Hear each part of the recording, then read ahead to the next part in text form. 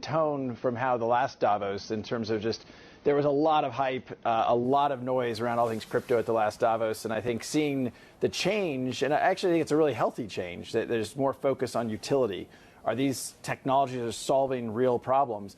And I think to your question, I think to the extent there are companies solving real problems for real customers, and they're going to continue to grow regardless of the environment. Is there continued contagion? I think we're obviously continuing to hear noise about what's going on with DCG and Gemini.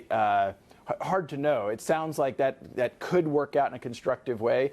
I think all of this has not been great for crypto at large. But again, if you just focus on companies that are solving real problems, certainly Ripple had a record 2022. We'd rather see crypto do well at large, but we had a great year, signed up more and more customers and more volume going through our payment rails. And in terms of your outlook for 2023, we've seen a bit of a bump for Bitcoin in the crypto markets. Are you expecting that to continue, or is this just a little bit of false hope?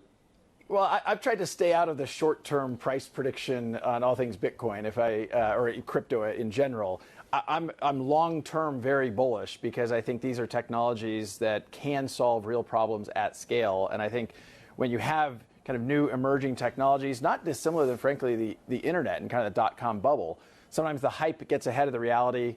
That comes into balance over time. But we shouldn't forget, it was really not that long ago, 21 years, Amazon during the dot-com bubble almost went out of business. So the fact that you're seeing some changes in the crypto world, I think, can be healthy for the long-term health of the industry. And yet FTX appears to be a very high-profile case of fraud. There are serious regulatory and auditing gaps that went on with that institution. And yet at the same time, what I'm reading is so many people have been critical of SBF for having this close relationship with the regulators, the fact that he visited Gary Gensler so many times. So where do you draw the line? We need to strengthen regulation and oversight in this industry, but how close should the relationship be between your peer group and the U.S. regulators who are looking at these institutions? First of all, I think you're exactly right.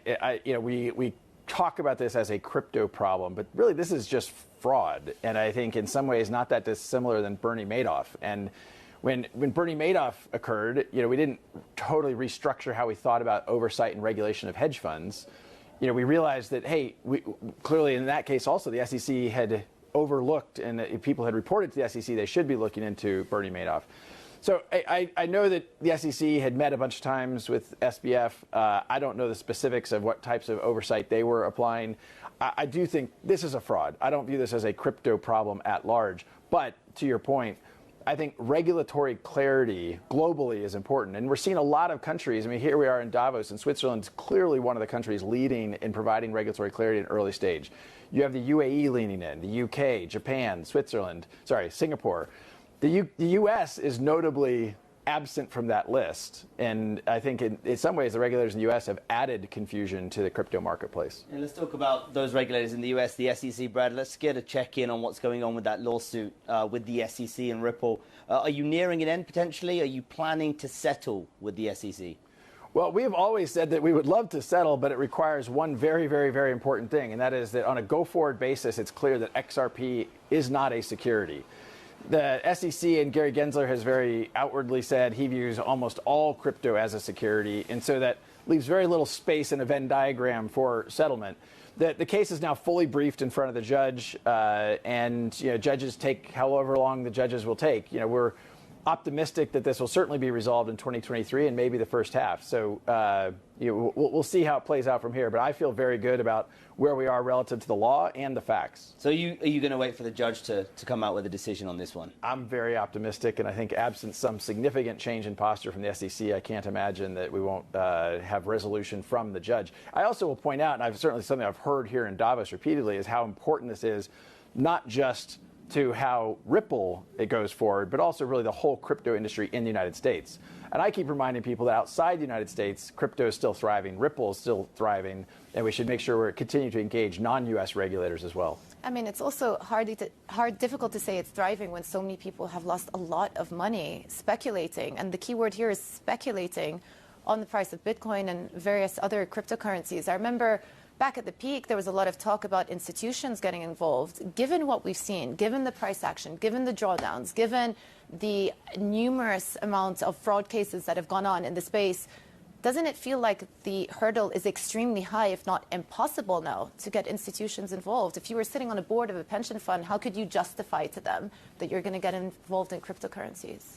Well, I think it depends upon how we're defining institutional involvement. When I think about institutional involvement with Ripple, I'm thinking about financial institutions, banks, payment providers who are using our technologies to solve a cross-border payments problem. They've continued to engage, we've continued to grow, and so I feel good about that. But look, I think anytime you have this kind of change, people take a moment. I also think, and I pointed out in one of the sessions I was in at Davos here yesterday, is we talk about, obviously, crypto is down 65%. Tesla is down 65%. Facebook is down about 65%. No one's saying, hey, we shouldn't invest in Tesla or Facebook. So I think we have to, clearly, I would much rather not have the volatility we've seen in crypto in 2022. But I think we also have to look at that in concert of other kind of growth investment areas. And again, to your point, most of crypto has been speculation. If it's just speculation, I don't think that's long-term sustainable. We need to focus on utility and make sure we're solving problems for customers. It's so cold outside. I'm alone.